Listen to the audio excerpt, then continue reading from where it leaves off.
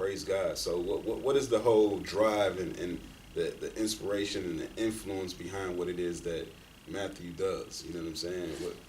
Just kind of touch on that. What's that driving force? You know what I'm saying? That keeps you doing what you do, and why do you do what you do? Well, I would say there's three reasons. Probably the first one is that I have children, and a wife.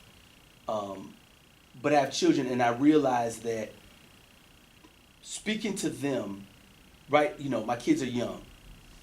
And there's things in my head and in my heart from my experience of living life that the only way I can deposit it to them is by talking to them.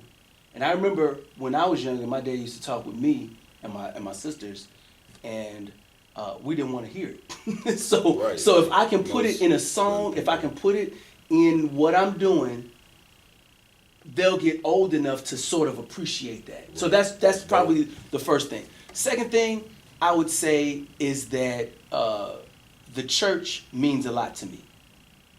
I believe that Christian rappers, and one day I'll talk to you about, I don't, the term Christian rapper, I use it because that's what everybody, holy hip hop and whatever. Right. But I'm hoping one day I'll be able to have the discussion, and I do this on my podcast, have the discussion about, I feel that we as rappers, we should view ourselves as priests and kings, or that we have a role, not necessarily fivefold ministry role, right, but we have a role in the church, and I see that we can benefit the church because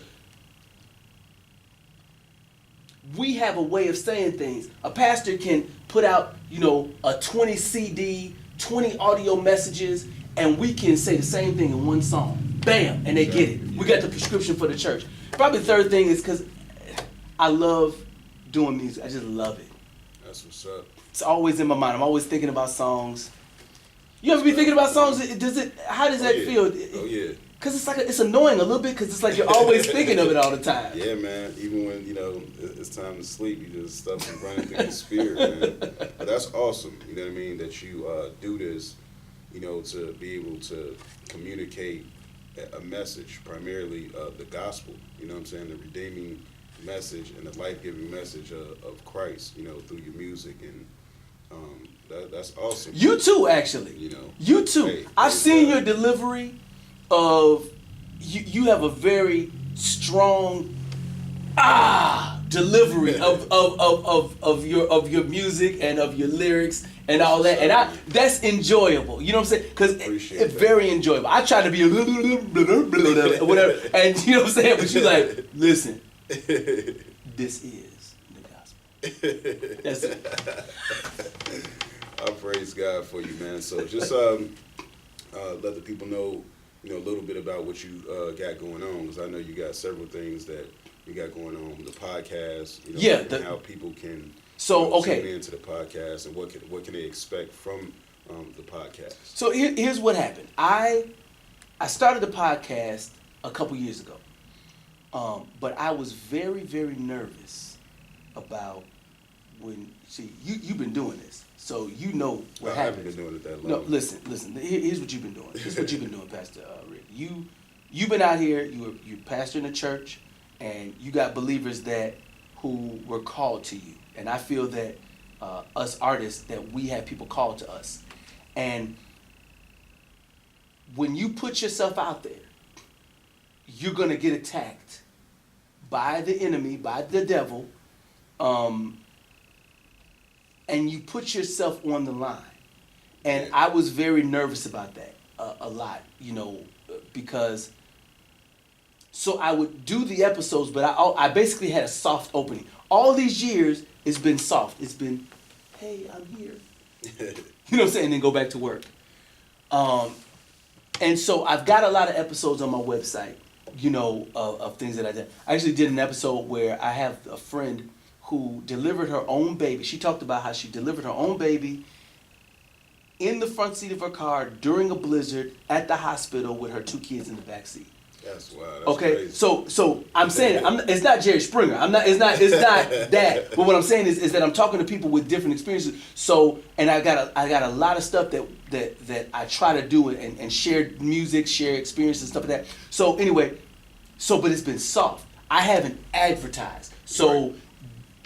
and I know what's gonna happen. So in other words, I've got season 1 of the podcast. All those episodes are on the website. Season What 2. is the website? It's m3dots.com. m3dots.com. m3dots.com. Correct.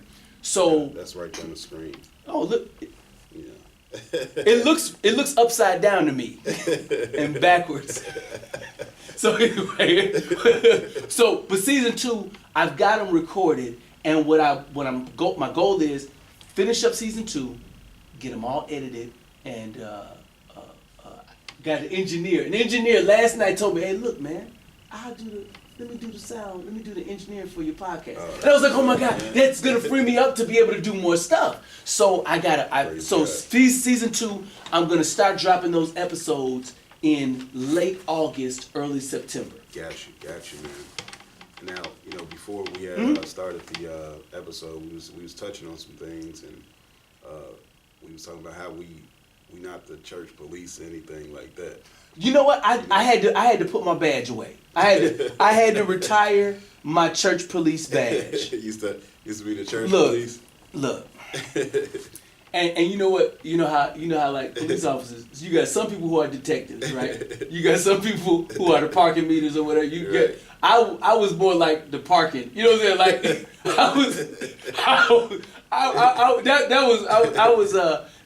so my area of expertise that I used to go after was when the pastors would want to touch and push the people down. Yeah. And so I came up with a term called the courtesy drop. Well, I heard somebody use it, and have you ever heard that term, courtesy drop? Nah. You've never heard the term courtesy drop, so that term has taken over my life. Okay, because I was this was my spiel. That let's say you as a pastor, you get up there, you've been preaching.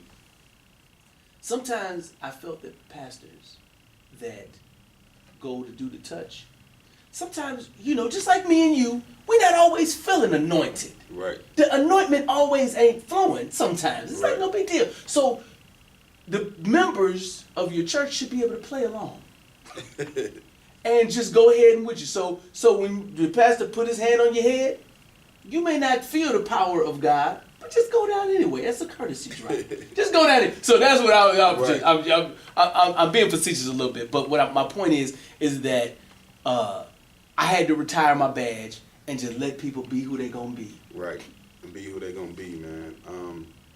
But at the same time, not shying away from sharing some things that you may see that's not biblical, and you want to kind of touch on in order to free people up, man. You know what I'm saying? Doctrinally, just some things that can be freeing to them, but at the same time not being the police, like I'm out to attack the church or anything like that, but just bring enlightenment and encouragement and awareness to some truths, man, that need to be revealed. I don't know if it was Paul or if it was Peter who said this, or if it was in the book of Matthew. You can catch more flies with honey. Which apostle said that? You know which apostle said that? He's a heretic. No, but I think you can win people. He didn't win souls as wise. Okay, there's the scriptures, right? I think there's a scripture. I think that's somewhere in the Bible. It's somewhere in there. But I think that you'll actually get more people to decide to come to the Lord if they see some people who are actually nice people. Exactly. Do you know, Pastor Rick, I heard about, and this sounds crazy to me, I heard about, I think God is upset with homosexuality. At least that's what a lot. I hear, you turn on the pastor. Oh, yeah, They, yeah, I you know, heard there's that plenty of right. times. They be snapping off about homosexuality, right? And so I heard about this church that part of their church's mission was to go out and stand outside of military funerals and say God hates. You know what I'm saying? So they stand outside of you. I don't know if you ever heard of that before. Not military funerals. Military funerals because in the military they allowed. Right.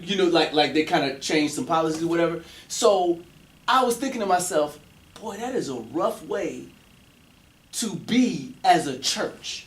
Right. Like, you know what I'm saying? If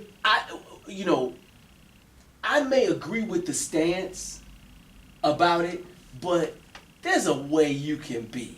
You don't have to be and signs and Exactly, man. I'm like, I'm glad you touched on that, man. That whole topic just of homosexuality, because it may be somebody who's watching this that is a homosexual and going through that and feel like, man, God hates me because of what I'm currently in right now. So could you just kind of touch on God's love for all people, even people that may be in that situation, that although he doesn't condone it or that's not our design to be in such relationships, but at the same time, even in that state, there's still that grace and that mercy and that love that God is extending for not only these type of individuals, but everybody. What he said. That's what he said is the truth. And I endorse this message, what he just said. Because I'll put it like this. There's a lot of struggles that people struggle with. And, my struggle is different than that area of struggle. And I would say that God has shown me some grace. Things could have been horrible in my life if he had not shown me grace. Now, I believe that everyone has an opportunity to get grace. And what that means is that I believe that God has done his best to describe himself in the Bible and in the way that the word operates, tries to describe himself. You are now listening to nm3dots.com. Free download. Thank you for your support. You are now listening to nm3dots.com. Free download. Thank you for your support. This is not a secret, tight hole, like no spiteful, lack of insightful, not no rival. Society, hold no eye, it's irony. Cattle on 1,000, my propriety.